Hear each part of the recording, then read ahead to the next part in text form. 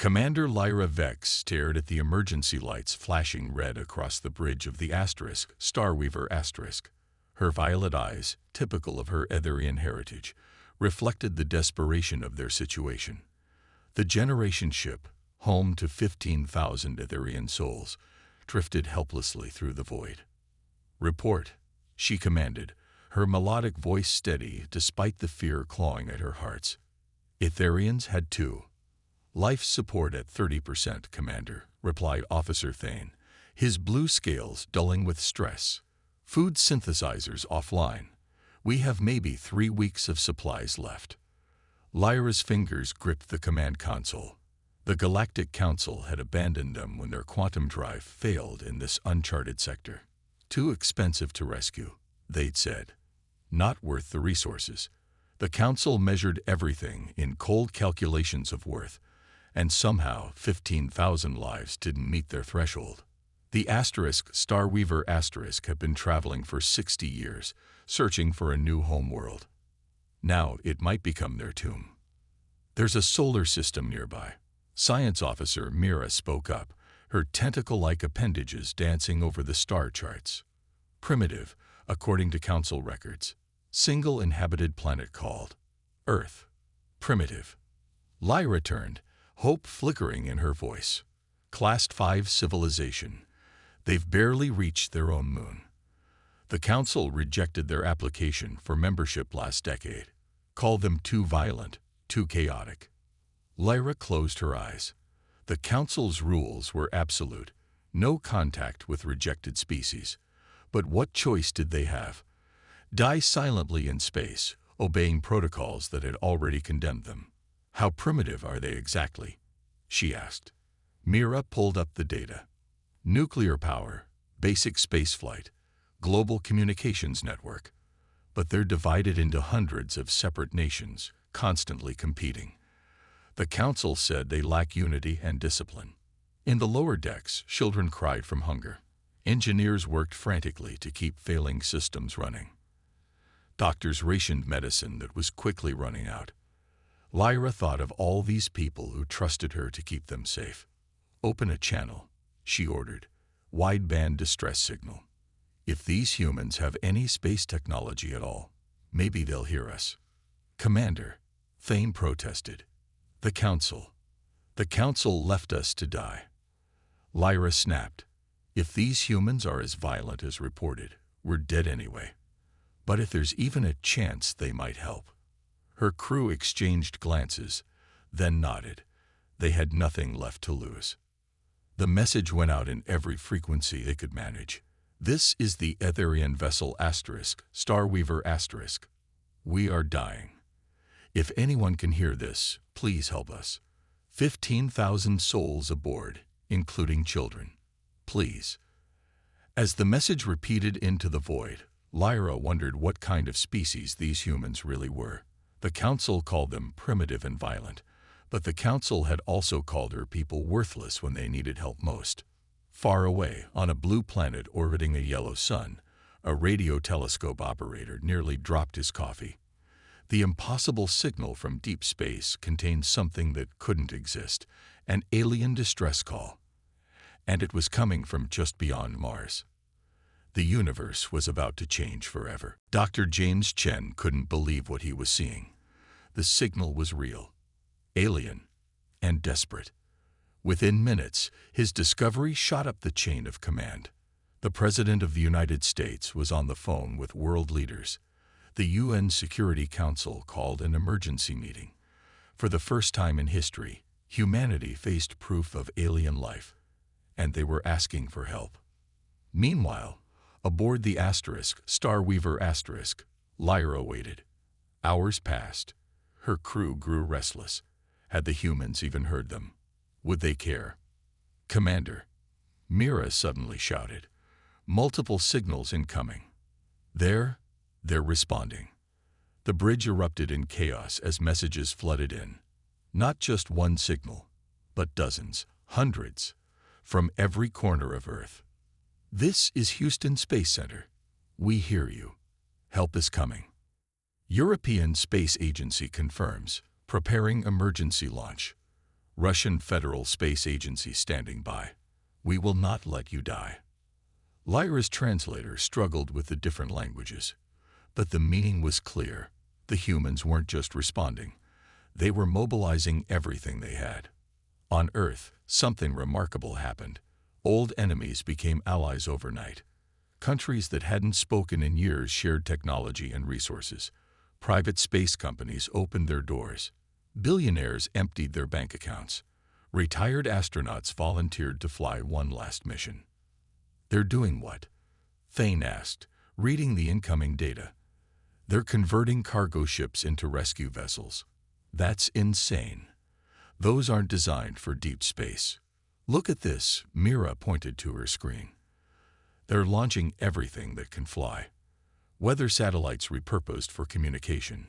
Space stations being evacuated to make room for refugees. They're even strapping extra fuel tanks onto tourist rockets. The Etherian crew watched in amazement as Earth transformed before their eyes. Factories that made cars switched to producing oxygen tanks. Submarines were stripped for parts to create makeshift airlocks. University students worked around the clock to solve engineering problems. I don't understand, Lyra whispered. The council said humans were selfish and violent. Why are they risking everything for strangers? The answer came in a transmission from someone called Captain Marcus Thompson. Because when we heard children crying in your message, we heard our own children. When we heard your fear, we remembered our own. We might be primitive, but we know what matters. Hold on. We're coming. Within 72 hours, the first human ships launched. They were ugly, patched-together things that looked like they might fall apart any second. But they flew. The Council's observers sent urgent warnings to Earth. Cease this activity immediately. The Etherians were deemed unworthy of rescue. Your interference will result in immediate isolation from galactic society. Earth's response became legendary across the galaxy. We don't care about your society if it abandons people to die. We choose compassion over membership. As the human fleet grew, racing against time toward the Starweaver*, Lyra realized something profound. The Council measured worth in technology and power, but humans measured it in something else entirely. The willingness to help those in need, regardless of the cost. Commander, Thane reported, his voice thick with emotion. They say their fleet will reach us in 5 days. Will we survive that long? If these humans are as resourceful in person as they are from afar, Mira smiled. I think we might survive anything. Captain Sarah Martinez squinted at the massive alien ship through her viewport. The Starweaver* was beautiful, all smooth curves and glowing panels. Her own vessel, the hastily converted cargo ship Hope's Venture*, looked like a tin can with rockets strapped to it. Well, she muttered, time to make history with duct tape and prayer. The human fleet had arrived, a motley collection of ships that had no business being in deep space. But here they were, facing their first major problem: how to dock with alien technology they'd never seen before. The docking ports don't match, reported her engineer, Pavel. Their system uses some kind of energy field we can't interface with. Sarah grinned. Then we'll make our own door. Get me the welding team. On the Starweaver*, Lyra watched in disbelief as humans approached their ship not with sophisticated equipment, but with what looked like construction tools. They're going to cut their way in? Thane asked, horrified. No, Mira said, studying the scans. They're building something. Look. The humans were creating an adapter ring from spare parts. They welded metal plates together, used industrial foam to create seals, and wrapped everything in what seemed to be metallic tape. Is that adhesive strips? An Etherian engineer asked. Duct tape, came the proud human response over the comm.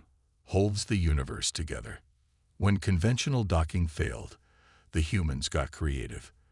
They used magnetic clamps from crane systems. They repurposed submarine pressure seals.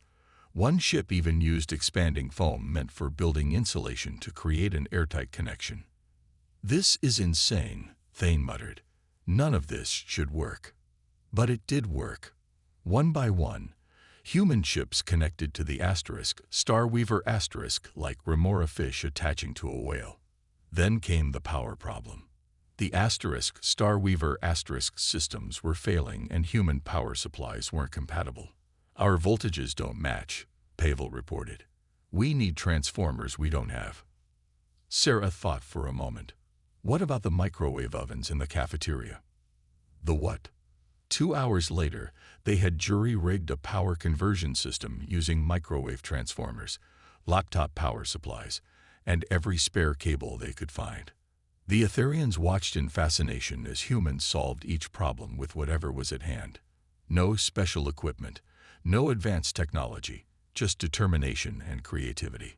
I don't understand, Lyra said to Sarah during their first face-to-face meeting. Your solutions are so primitive. Sarah laughed. Maybe, but they work. You see, we humans have a saying. If it's stupid but it works, it isn't stupid. As the rescue operation continued, the Etherians learned humanity's greatest engineering secret, the ability to see potential in everything. A cargo strap became a safety harness. Food containers became air filters. Even chewing gum found use as emergency sealant. Your counsel was wrong about humans, Lyra admitted, watching a human technician fix a complex life support unit with rubber bands and paper clips. You're not primitive. You're brilliant in ways we never imagined. Sarah winked. Wait until you see what we can do with a Swiss Army knife and some WD-40. The first human to step aboard the asterisk, Starweaver asterisk, was Dr. Maria Santos, a physician from Brazil. The Etherians tensed, expecting demands or shows of dominance. Instead, Maria bowed slightly and smiled. Hello, she said softly. I'm here to help. May I see you're sick? That simple gesture changed everything. Within hours, the asterisk, Starweaver asterisk, was bustling with humans. They didn't take charge or issue orders. They asked questions, offered help, and most surprisingly, they shared. Your immune systems are failing, Maria explained to the Etherian doctors. But human bodies adapt quickly. We can create antibodies that might help your people. You would share your own blood? Dr. Villain asked, his feathered crest rising in surprise. Of course, Maria replied. That's what doctors do. In the engineering section, human technicians taught Etherians the art of improvisation. Chief Engineer Thompson showed them his favorite technique. Sometimes, he said, giving a malfunctioning panel the solid whack, machines just need a little encouragement. To everyone's amazement, the panel hummed back to life. You hit it, Thane asked incredulously. And it works. We call it percussive maintenance. Thompson grinned. Works more often than you'd think. But the most magical moments happened with the children. Etherian younglings, who had been listless and quiet, suddenly came alive when human kids arrived. Language barriers meant nothing when it came to games. Yumtani from Texas taught Etherian children how to play hide-and-seek in the ship's corridors. Zara from India shared her colored pencils, showing them how to draw. Miguel from Mexico brought a soccer ball, and soon mixed teams of human and Etherian children were laughing together. I've never seen them so happy, Lyra whispered, watching her daughter play with human children. Kids are kids, Sarah replied. Doesn't matter what planet they're from. The humans brought more than just technical help. They'd brought music, guitars, harmonicas, and drums. They'd brought food, not the nutritional paste the Etherians were used to, but flavors that made taste buds dance. They brought stories, jokes, and most importantly, hope. One evening, the mess hall transformed into a cultural exchange. Humans shared pizza made with Etherian ingredients. Etherians demonstrated their light-weaving art. Together, they created something neither species had seen before, a true fusion of cultures. You confuse us, Lyra admitted to Sarah. The council said humans were violent and selfish. But you give freely, asking nothing in return. Sarah shrugged. We can be violent, sure. We can be selfish too, but we can also be kind. We choose who we want to be. An Etherian elder approached Maria after she'd worked 30 hours straight helping the sick. Why do you push yourself so hard for strangers? Maria looked up from treating a patient. You're not strangers anymore. You're patients. You're friends. On Earth, we have a saying, today you, tomorrow me. We help because someday we might need help too. As days passed, the two species discovered they weren't so different after all. They laughed at the same jokes, worried about their children, and dreamed of better futures. The Starweaver was healing, but something more important was happening. Two civilizations were learning that compassion speaks a universal language. The crisis came suddenly. Every food synthesizer on the Starweaver shut down simultaneously, their delicate quantum circuits finally giving up. 15,000 Etherians face starvation. We have maybe 10 days of emergency rations, Thane reported grimly. Commander Lyra turned to Captain Martinez. Can your ships carry us all to Earth in time? Sarah shook her head. Not enough fuel or life support. But her eyes sparkled with that uniquely human glint of creativity. We might not need to. Within hours, humans had converted 3 cargo bays into gardens. They'd brought seeds, soil samples, and hydroponic equipment from their ships. But more importantly, they'd brought knowledge. Plants don't care if they're on Earth or in space, explained Dr. Jenny Wong, a botanist from Singapore. They just need light, water, and nutrients. The Etherians watched in amazement as humans turned their broken food synthesizers into grow lights. They used empty storage containers as planters. Even wastewater was recycled into irrigation systems. But plants take weeks to grow, Lyra protested. Some do, Jenny smiled. But microgreens are ready in days, and we got some tricks up our sleeves. The humans introduced the Etherians to the concept of foraging. They identified edible plants growing in the ship's biodome. Plants the Etherians had only seen as decoration. Your air filters use algae, right? Asked Carlos, a chef from Peru. That's food too, rich in protein and vitamins. The real magic happened in the kitchen, or what became the kitchen. Humans brought spices, showed Etherians how to combine flavors, and transformed bland emergency rations into actual meals.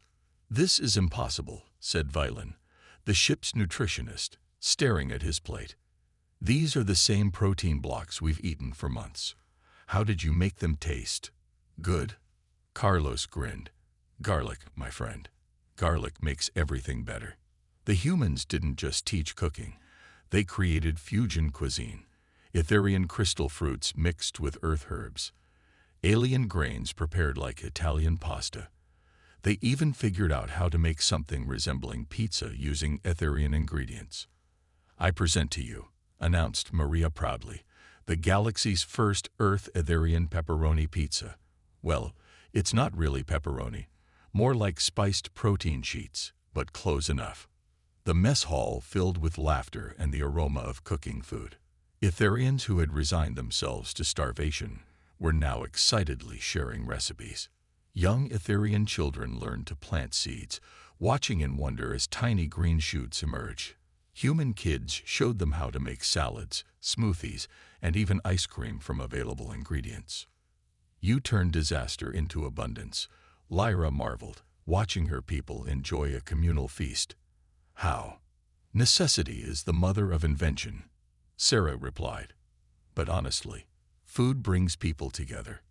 Always has, always will. As the days passed, the Starweaver transformed. Gardens flourished in every available space. Cooking became a social event. The Etherians, who had lived on synthetic nutrition for generations, rediscovered the joy of real food.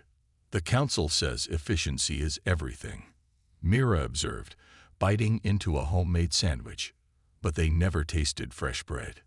The food crisis had become a cultural revolution, proving once again that human creativity could turn any problem into an opportunity. The message from the Galactic Council arrived like a thunderbolt. High Counselor Sixneth appeared on every screen, his crystalline form radiating disapproval. Earth humans, his voice boomed. You have violated the primary directive. Cease all contact with the Etherians immediately. Abandon the refugees and return to your planet, or face complete isolation from galactic society. On Earth, the United Nations held an emergency session. The Council's threat was clear: help the Etherians, and humanity would be cut off from future contact with advanced civilizations. President Elena Rodriguez of the United Earth Council stood before the assembly. They're asking us to abandon 15,000 people to die, including children. But we could lose access to advanced technology, argued a representative. The Council controls trade routes, knowledge databases. What good is advanced technology, asked the Indian delegate, if we lose our humanity to get it? The debate raged for hours. Meanwhile, aboard the Starweaver humans and Etherians waited anxiously. You should go, Lyra told Sarah. Don't sacrifice your species' future for us. Sarah snorted. You don't know humans very well yet. The response came at dawn. Every radio telescope on Earth broadcast the same message to the Council.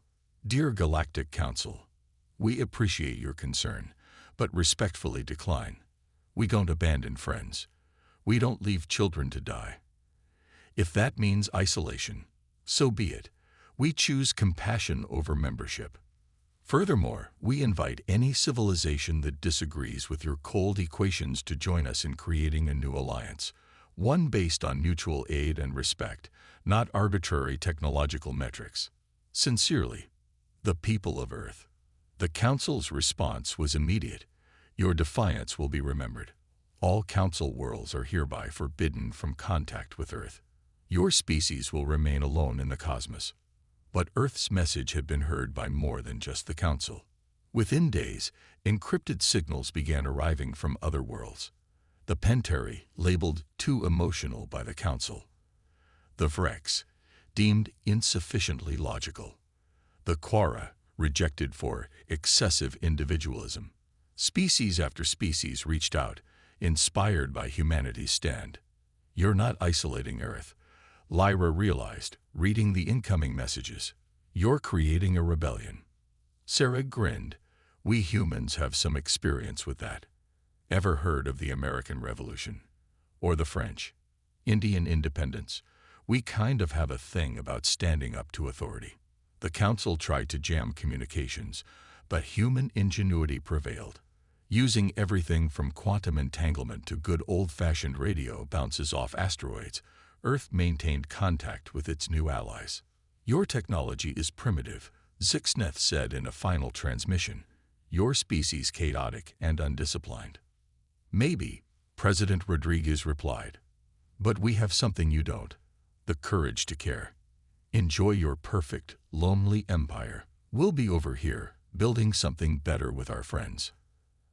As the Council's ships withdrew, the Starweaver received coordinates for Earth approach. The rebellion had begun, and humanity, the species too primitive and violent for the Council, had become its unlikely leader. You realize, Lyra said to Sarah, you've just changed the galaxy forever.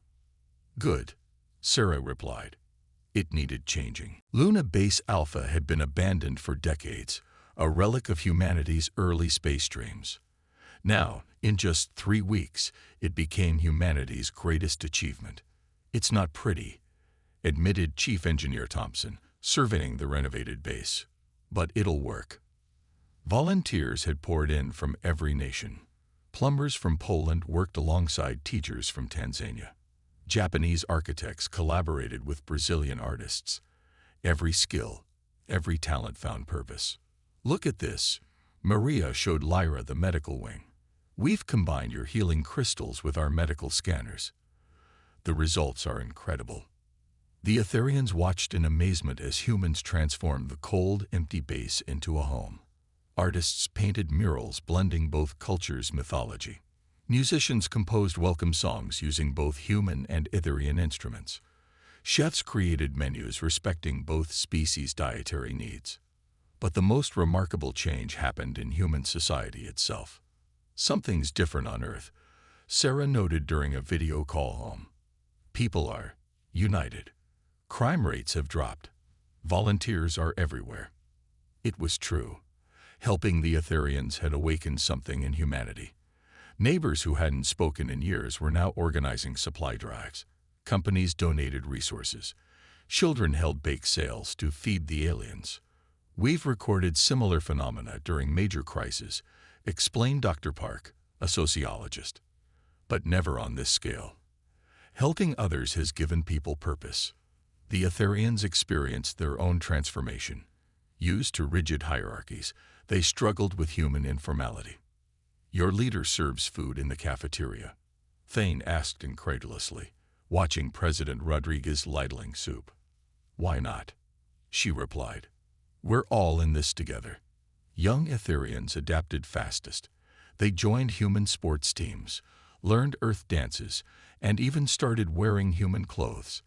Their parents watched nervously as their children embraced Earth culture. They're losing our traditions, worried Elder Vixis. No, Lyra corrected gently. They're creating new ones. The integration reached a beautiful peak during the Luna Festival, a celebration combining Earth's Moon Festival with the Etherian Starlight Ceremony. Chinese lanterns floated alongside Etherian light crystals. Moon cakes were served with Etherian shimmer wine. In our culture, explained Maya, a volunteer from Kenya, we say Ubuntu. I am because we are. Your survival is our survival. Your joy is our joy. The Etherians began teaching too. Their meditation techniques helped overwhelmed human volunteers. Their conflict resolution methods solved disputes. Their children showed human kids how to sense electromagnetic fields. We thought we were rescuing you, Sarah admitted to Lyra. But you're rescuing us too. From our divisions, our loneliness. As the Luna base filled with life, something unprecedented happened on Earth. War seemed pointless when the universe held such wonders. Prejudice faded when true aliens walked among them. Humanity's petty differences shrank against the vast backdrop of space. The Council measures advancement by technology. Lyra observed, watching humans and Etherians working together to plant a garden in lunar soil. But this is true civilization. Welcome to Earth's definition of family. Sarah smiled. It includes anyone who needs it. The abandoned moon base had become more than a refugee center. It was proof that community could overcome any challenge, even the vast gulf between stars. The alarm screamed through both ships. The Starweaver's quantum core, already unstable, had reached critical failure. In 30 minutes, it would explode, taking both vessels with it. We need to eject the core, Lyra ordered. Can't, Thane replied, panic in his voice. The ejection system failed months ago. The Council said it wasn't worth fixing. Engineers from both species gathered around the dying core. Its ethereal blue glow pulsed angrily, each flash brighter than the last. Our technology can't interface with yours, said Dr. Sato, the human nuclear physicist. Different energy signatures entirely. Then we die, whispered an Etherian engineer. No, Sarah said firmly. We adapt. What do you need to stabilize it? A harmonic dampener, explained Mira. Something to absorb the quantum fluctuations. But creating one requires rare crystals we don't have. The humans huddled, whispering. Then Thompson spoke up. What about speakers? What? Speakers, sound waves. If we can match the frequency of your core's pulses. That's not how quantum mechanics works, protested Thane. Neither is using duct tape to seal airlocks, Sarah grinned. But here we are. What followed was the strangest collaboration in galactic history. Etherian scientists provided quantum equations. Human engineers jury-rigged solutions. They dismantled the ship's entertainment system, rewired speakers, and created a makeshift harmonic field generator. We need more power, Dr. Sato announced. All our batteries combined aren't enough. Yum Tommy, The boy who taught Etherians hide and seek tugged his mother's sleeve. "What about my game console? It has a big battery." Soon, every personal device on both ships was contributed. Phones, tablets, laptops, even electronic toys. Children gave up their games to save everyone.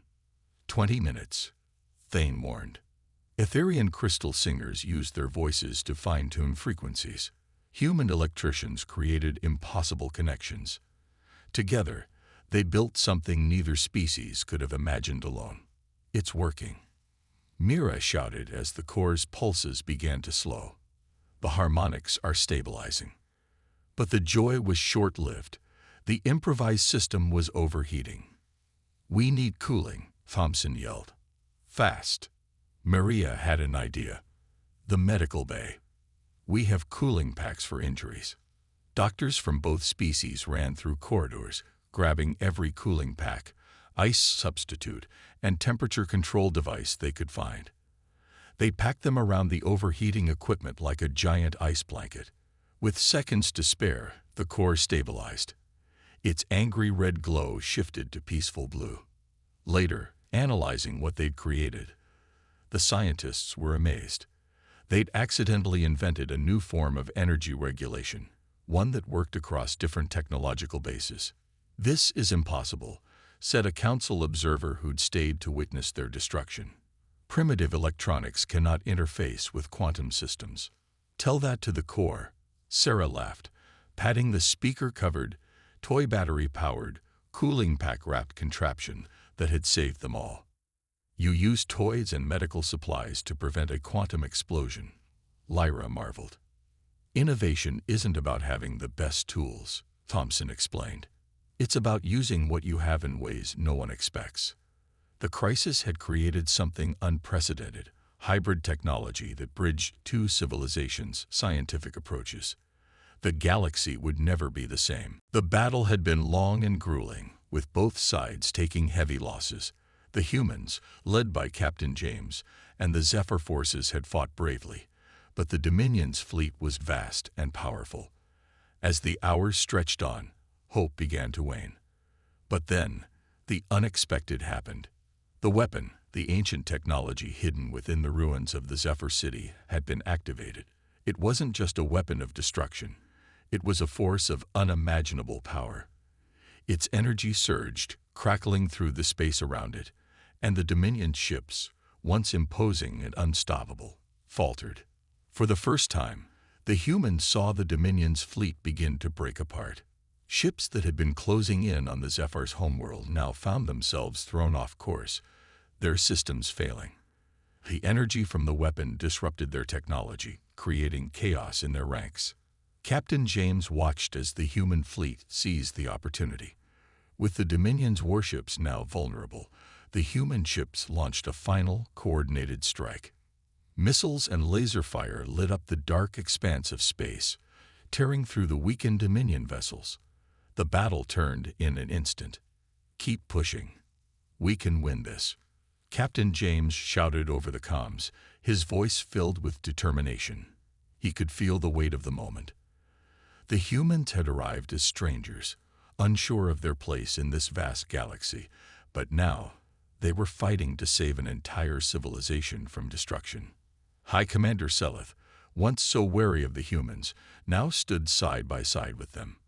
Her face, usually stoic, was filled with a mixture of awe and disbelief. The Zephyr had been abandoned by their allies, left to die alone. But now, Earth had proven that even the smallest of forces could turn the tide in their favor. The final blow came swiftly. The Dominion's flagship, the largest and most menacing of their fleet, was struck by a well-placed barrage of fire from Earth's fleet. Its shields faltered, and in a burst of blinding light, the ship exploded, its destruction marking the end of the battle. The remaining Dominion forces, now leaderless and in disarray, began to retreat. It wasn't a total victory. There would still be consequences, and the galaxy wasn't at peace yet. But for the first time, the humans and Zephyr felt the weight of their survival together. "Victory," High Commander Seleth said, her voice quiet but filled with relief. She looked at Captain James, her eyes betraying the gratitude she had never expected to feel for the humans. The battle had ended, but the war wasn't over. Still, as the last of the Dominion ships vanished into the darkness of space, the humans and Zephyr knew they had done what many thought impossible. They had won.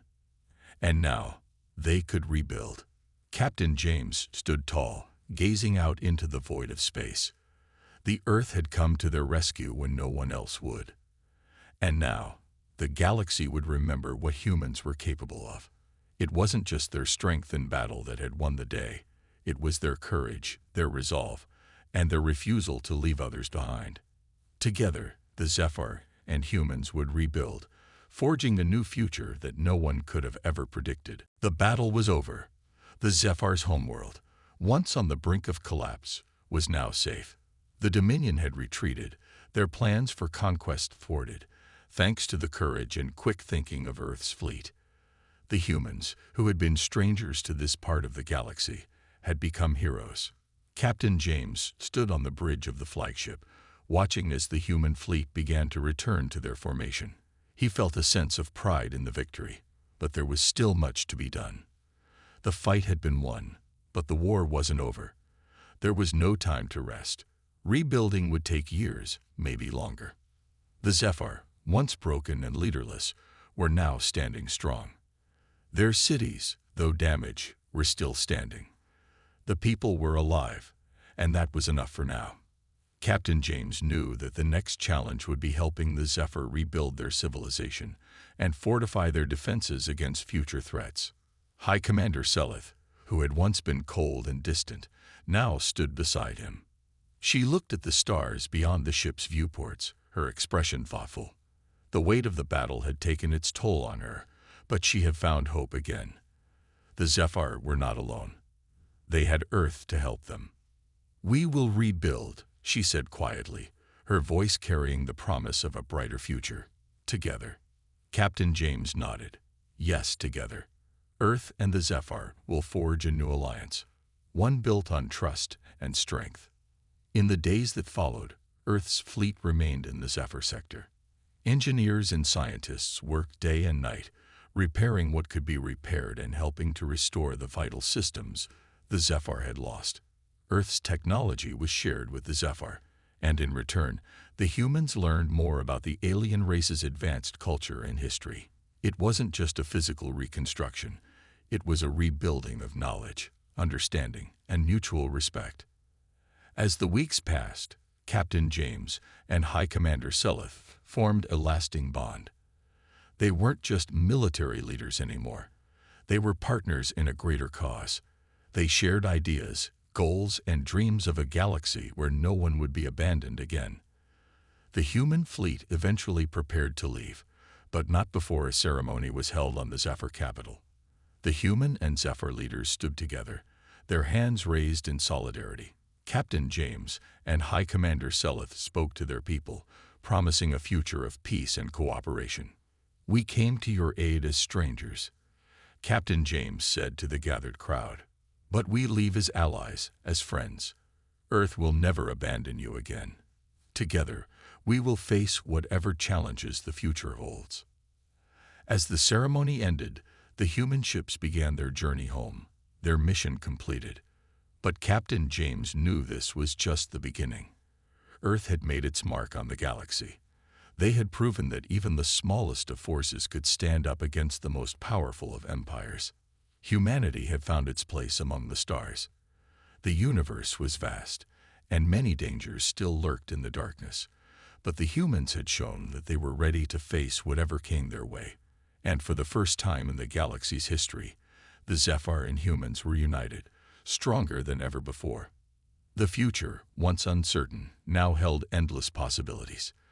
Together, Earth and the Zephyr would build a new legacy, one that would echo across the stars for generations to come.